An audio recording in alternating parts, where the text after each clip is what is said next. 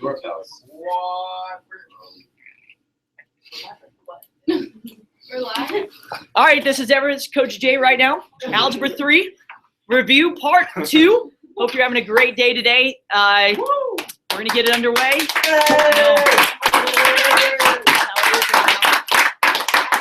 We're on a live recording of this video broadcast. This is your host, Coach Johnson, and that is the scary, crazy dolphin in the background. And Hey, there's two. Hey, Coach Jay, look, you're on the back. Yeah, move to the left. Yeah. Left. oh, hold up. Hey, You you want to see this? Watch this. Ready? You ready? I'm going to go in.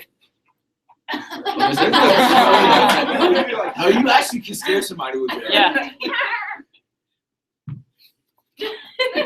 Look all the way to the back. That's pretty creepy. All right.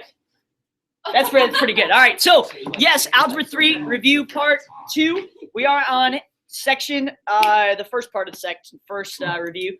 And we are on A3, page A3. So hopefully you follow us. Let's begin right now. Let's begin with yeah, squeaks.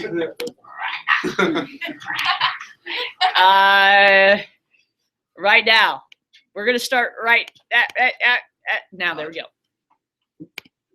So they can still hear us, though, right? Oh, yeah, absolutely. That is, for those of you, my YouTube followers out there, that is Thomas. We call him the Nemesis. So, Coach, I think I'm the only person good. who's ever liked oh, Oh. That's me. First. Don't say that. I've liked what your videos.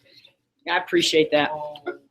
That's a pretty bit. I don't know. I'm like more. not going to go there, okay? All right, so let's do this thing. Number 20, square root of negative 36 plus the square root of negative 81. Now, if I have the square root of a negative number, what does that tell me?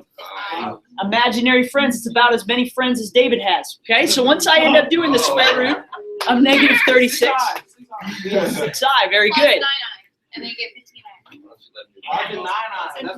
All right. Hey, I love the energy. This is great. I really do. Just make sure we allow other people, just so we can hear it in the podcast. This is so exciting. This is exciting. Yes, your name is out there now for the whole world. All 3 of my followers out there. Okay. So once I add these together, I can actually add them because they have like terms. Okay. On the previous podcast, I went through, like, remember I squared is -1. I went through all that. So if you need to go back through that on the other section, you can do that and then kind of go from there, right? Number 23 is the next problem that says x squared plus 100 equals 0. Now, remember with the quadratic equation, we know x equals negative b plus or minus the square root b squared minus 4ac. Are you going to give us that? All over 2a, I sure am. Must be 10i, right? Yep. So yeah, because of what we've got right now, you could actually solve this using the square root method, right? And Kim actually just said that. That's exactly right. But let's plug it in just to make sure that we're all clear on how we can plug it in on that. All right. So what we'll do is b, because there's no b, we're going to plug in 0 there. So we'll have negative 0 plus or minus 0 squared minus 4. A would be 1, because we're only taking what we call the coefficients in front of the variables. What is negative 0? Negative 0 is just 0. So you really don't have to put that. I'm just plugging in just so you know. And then C would be 100. And then 2 times A would be just 2, because 2 times 1 would be 2 there. So now what I have is plus or minus the square root of negative 400, because that 0 squared doesn't do me anything, all over 2. Well, what's the square root of negative 400? Square root 20. Well, if not square, it'd be just 20, right? 20, yeah. So because the negative's on the inside, we pull that out as an I, right? Yeah, 20i. Yeah, there you go. So it'd be plus or minus 20i all over 2. So when reduced, Cam, you said it right already. It'd be what? Good. Plus or minus 10i. Okay? Is that plus or minus? That plus or minus is very important. Yeah, because it's going to have 2 different values. If you think of quadratic, it has 2 places where it crosses the x-axis, or we call those zeros. So because of that, we have plus and a minus in this case. All right? We're good, Will. Perfect. All right. Any other questions there? All right, let's go to the next one, synthetic division, number 26. All right, we'll go number 26 there. This one, we'll write it out for those that are following us on YouTube.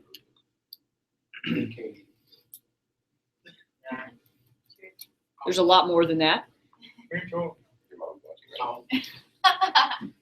That's too far there. That's too far. That's way too far. Please get out of my room. All right, when I divide, what I'm trying to do when I divide is try to come up with what value makes it equal to 0.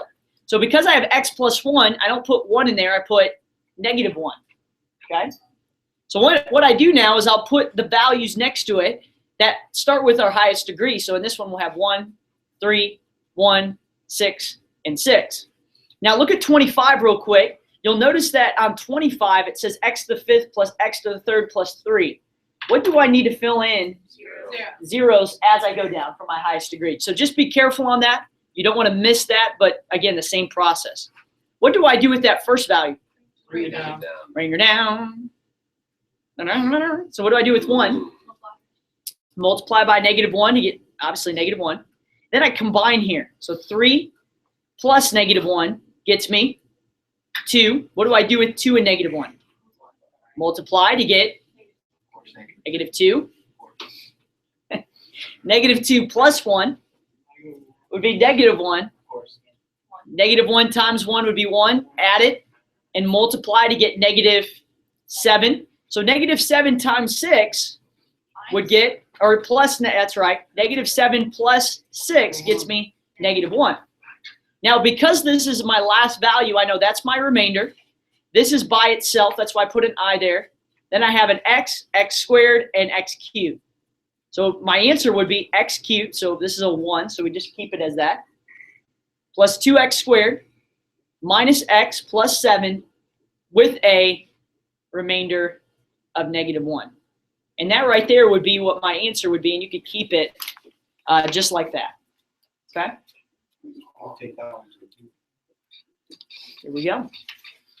Any other questions? 26 are on that first page. Again, 27, cross off.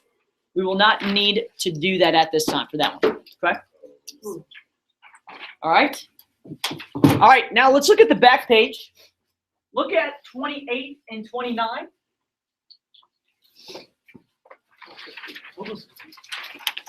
All right, 28, 29, all the way to 36. Let's look at those real fast. Any questions on those ones?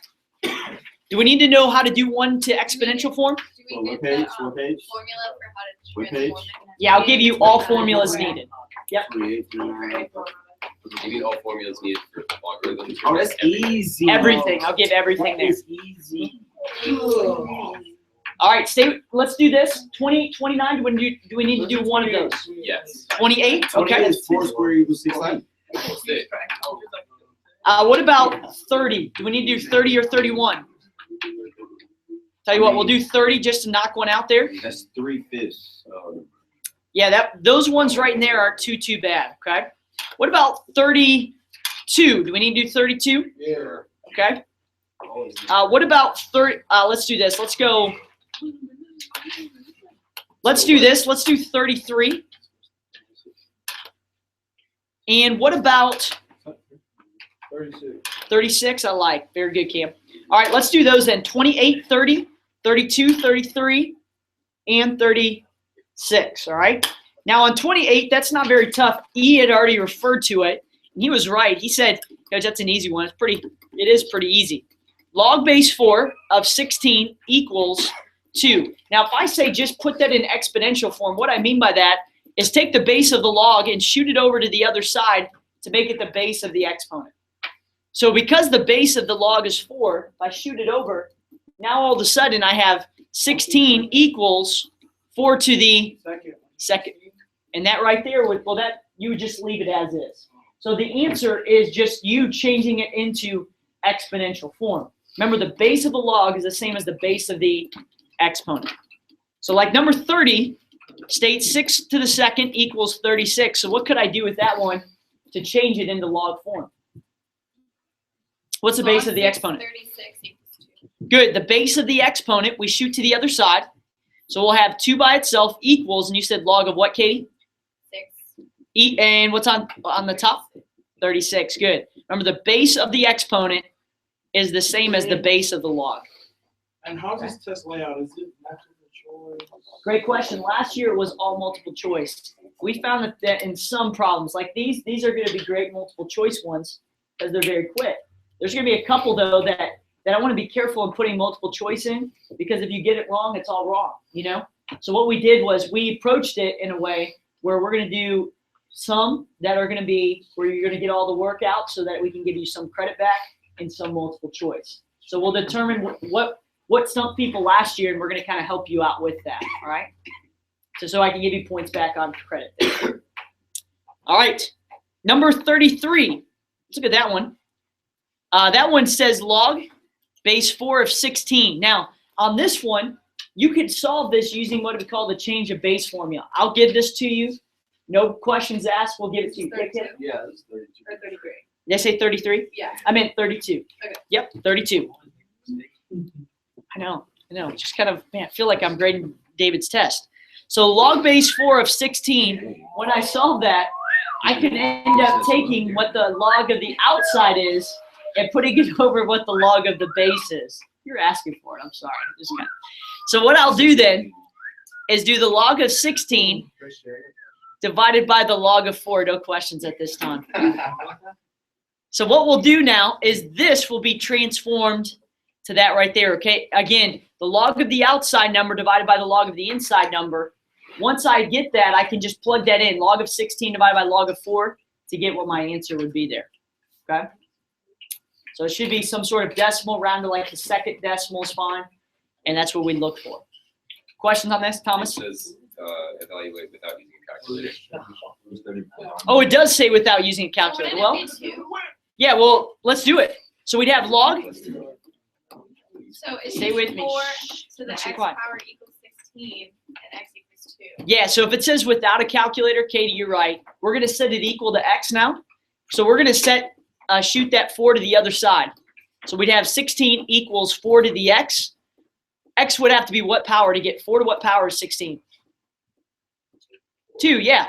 So x equals 2 would be what my answer would be there. And that's what I was looking for on number 32. All right? Does anyone have questions on how I approach that? Sweet. All right, let's go to 33. We're going fairly quickly through this. This is good stuff. Appreciate y'all's attentiveness here. Now, in this one does say that we can use a calculator. How in the world could we get that 5x out of there? What's one way we could do that to where it's not an exponent anymore? Bring it to the front. Not quite. Good thought, though. Say Bring it to the front. we could, but what do we have to do first?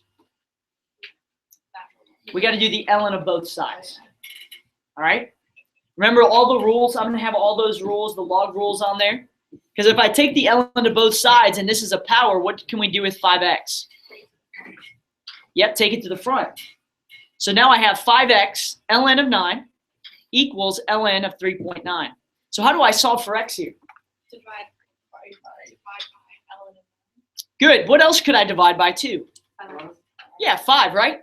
Because the 5 is also will be multiplied by x and ln of 9. So if I divide by 5 ln of 9, this cancels and so does the 5. So x equals ln of 3.9 divided by 5 ln of 9. Do we need to put that? You put that in your calculator. Yes, ma'am. You'll plug that in and get that out. All right? Start out. All right. Look at the next one. And again, we're almost done here, y'all. This is good. Again, hopefully these will be beneficial for you when coming the review for this exam. For Caleb? the last one, just says it's supposed to be a double. It will be, yes, ma'am. So, yeah, the second decimal hundredths place is perfect.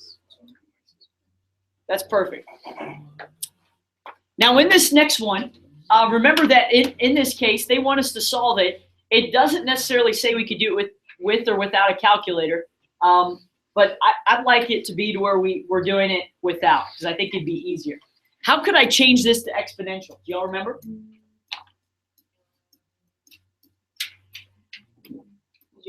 Can't inverse it. It is the inverse, but we got to change it to exponential, right? Remember, the base of the log is the base of my exponent. Good.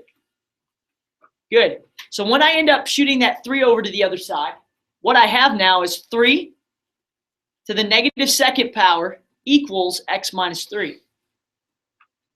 So what's 3 to the negative second? 0.9. Correct. It's actually 1/9, right? A negative power tells me that I'm flipping it, getting its reciprocal.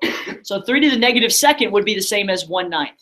So what we have now is x minus 3 equals 1/9. What do I do to solve for x? Add 3. Good. So x equals 3 and 1/9. That's what I would look for there. Okay. 1/9 again? 3 to the negative second power. Anytime I have a negative exponent, that always flips it to where it's 1 over that number. So like if 2 to the negative second power would be 1/4. And so that's all we're looking for on that. Your thing, it doesn't affect this actual sign. All it does is just take the reciprocal of that. Okay? You just get rid of the log when you move it over. Correct. Yeah, when I shoot that 3 over, that gets rid of the log. That's the inverse of it, right? Right. So the 3 shoots over to where it's x minus 3 equals 3 to the negative second. Okay. Yeah, just kind of how we did earlier with numbers in the previous page. That's what we're doing. What we're doing here. Okay? Okay. Can I ask a question? Yeah, go ahead. 34. Okay, so does L and E just cross out? Yeah. So on 34, I would take the ln of both sides. Ln and e would cancel to get me x plus 7 equals ln of 2. And then you just subtract 7 and you get a negative decimal, a negative Value. value. Probably, yes, ma'am. So I got the ln of 2 minus 7 is what I got. That's what I was looking for there. All right.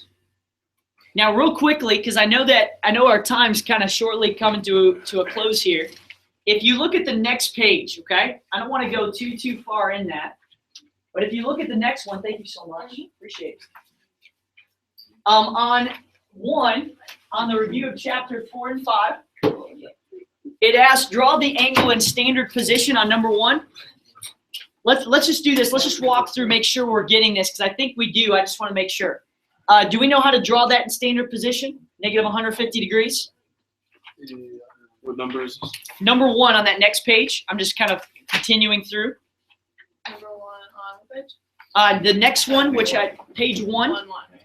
Correct. Remember, if it's negative 50, if it's negative, where does it go?